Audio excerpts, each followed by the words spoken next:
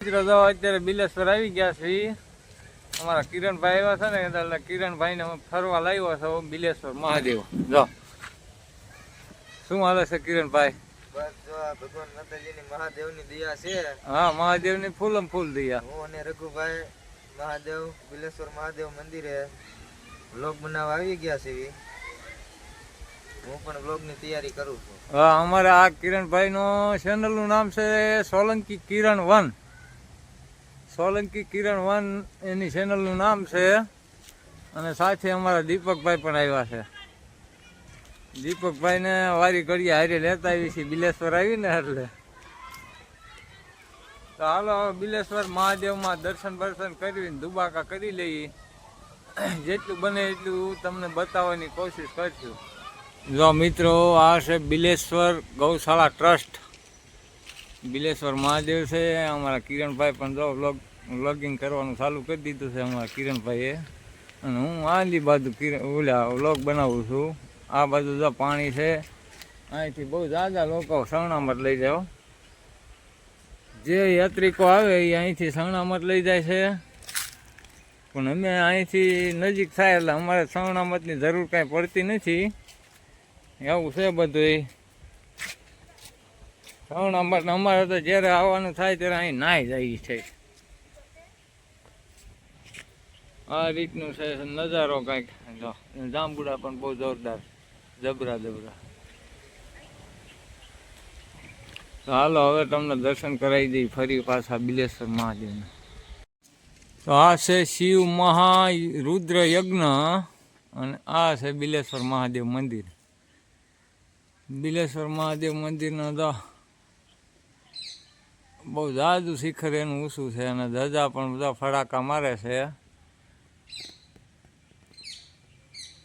અને અહીંયાથી દર્શન એન્ટ્રી છે. બિલેશ્વર મહાદેવની દર્શન એન્ટ્રી અહીંયાથી છે.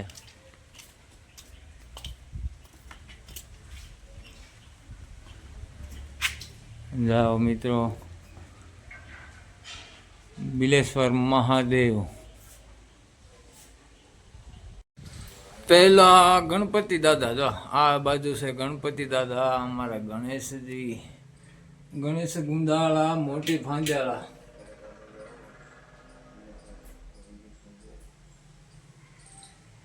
આ છે ગણપતિ દાદાના દર્શન કરી લ્યો. અહીંયા તમે ક્યારે આવો ન આવો, મારા વિડીયોમાંથી દર્શન કરી લ્યો બધા મિત્રો. અને આ છે હનુમાનજી મહારાજ. હનુમાનજી મહારાજ તો લગભગ ગમે એ જગ્યાએ તમે જાઓ એટલે ગણપતિ દાદા અને હનુમાનજી મહારાજ તો પેલા હોવા જરૂરી છે અને હોય જ છે. હનુમાનજીના દર્શન કરી લ્યો બધા મિત્રો.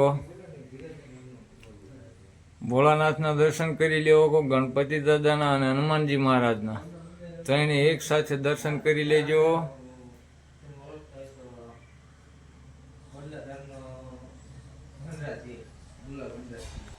મહાદેવ હોય ને પેલા તો શરૂઆતમાં અમારા પોઠિયાજી હોય જ.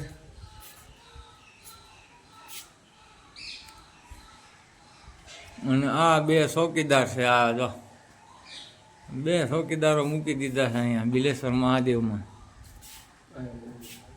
અને અહીંયા મંદિર છે. જો મિત્રો, આ છે અમારા ભોળાનાથ બિલેશ્વર મહાદેવ. દર્શન કરી લો. શિવલિંગ આ રીતની શિવલિંગ છે અને એની માથે સતર છે. અને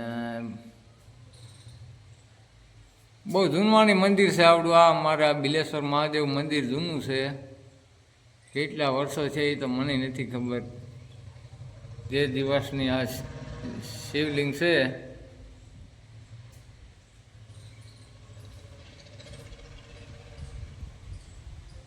તો દર્શન કરી લીજો. હાલો મિત્રો, આ છે બિલેશ્વર મહાદેવની બાજુમાં એક કુઈ આવે છે. બહુ જૂના જમાનાની કુઈ છે. એની અંદર આ પથ્થર તરે. જો આ તમને દેખાતો હોય તો પથ્થર તરે છે. બહુ જૂના વખતથી મને સાંભળે છે એટલું પથ્થર તરે છે. જો કે અહીંયા પથ્થર છે મિત્રો.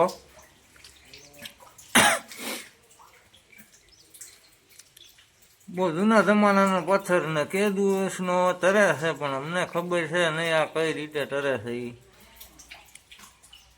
આ પથ્થરના દર્શન કરવા બધા મિત્રો એકવાર આવી ગયો. તો હાલો મિત્રો, હવે તો અહીંયા છે ભોંયરું. ભોંયરાના પણ દર્શન કરાવી દઈએ તમને.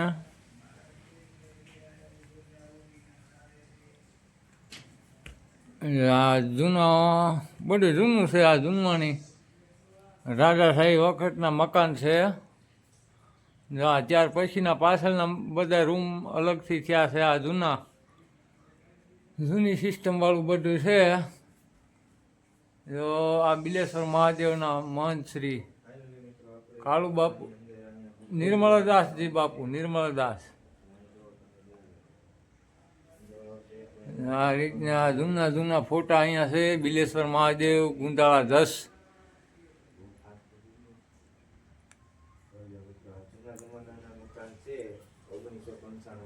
તો મિત્રો, આ છે ભોંયરું. હાલો, હવે ધીમે ધીમે હું ભોંયરામાં હાલ્યો જાઉં છું. બીક લાગશે પાછો આવીશ મિત્રો. બાકી નકર જાય જેવો ઊંડો તો નહીં જઈ શકું ભોંયરામાં. બીક લાગશે તો આવીશ.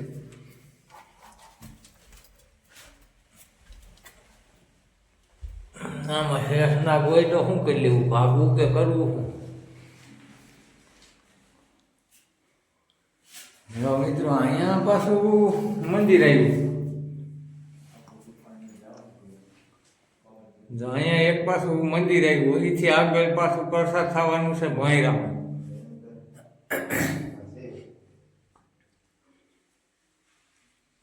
આ મંદિર આવ્યું. અરે બીક લાગે એવું છે, પણ હવે અહીંયા આગળ જવાય એટલે સુધી જવું છે. ત્યાર પછી પાછા વળી જઈશું. બાકી ભોંયરામ ઊંડે સુધી જવું છે. દર્શન કરી લ્યો, વળી પાછા આગળ આવી ભોંયરામ. હાલો મિત્રો, હવે અમે ભોંયરામાં ગયા, પણ ભોંયરામ બીક બહુ લાગી અમને. એટલે પછી બહાર આવી આવ્યા. કોઈ દિવસ ગયા નથી. પહેલાં વહેલા ભોંયરામ ગયા હતા, બીક લાગી. પછી ઊંડા બહુ ન ગયા. એને અંધારું બહુ હતું અને હેરું બેરુંની બીક લાગે. એમાં શેષનાગ રહેતા હોય તો પછી બહુ આગળ ન ગયા. અને પછી વાડીમાં બગીચામાં વી આવ્યા. બિલેશ્વર મહાદેવ જગ્યા છે ને, એમની વાડીમાં ગાયું માટે રજકો વાવેલો છે. રજકો છે. હા, મેં આંબાવાડી છે ને, આંબામાં કોર આવી ગયો છે હાઈ ક્લાસ. જોઈ શકો આ રીતનો કોર છે આંબામાં. આંબા ફાલ આવ્યો ત્યાંથી જ આમ ઢળગી ગયા છે. જે કેરી આવે ત્યારે તો કેવું થાય છે, આંબા ભાંગી પડવાના છે. અને રજકોય પણ બહુ જાજી હોય જગ્યામાં વાવી દીધો બાપુએ. નિર્મળાનંદ બાપુ બિલેશ્વર મહાદેવ જગ્યા વાળી છે. તો ગૌશાળામાં એકાદો આંટો મારી જઈએ. હાલો જઈ. જો મિત્રો, આ રીતની જાતની બહુ સારામાં સારી ગાવું છે ગૌશાળામાં. ગીર ગાવું છે જાજી. લાલ ગાયું બિલેશ્વર મહાદેવ મંદિરની જગ્યાની અંદર આ રીતની આવી ગાવું છે. બધી લાલ ગાય.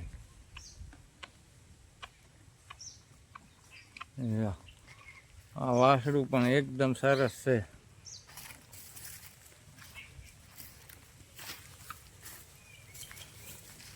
બધી સારામાં સારી જ ગાવું. આ પણ ગાય સારી. આ ગાય પણ સારી છે. ગીર ગાય જ જાજી છે બિલેશ્વર મહાદેવમાં જગ્યામાં.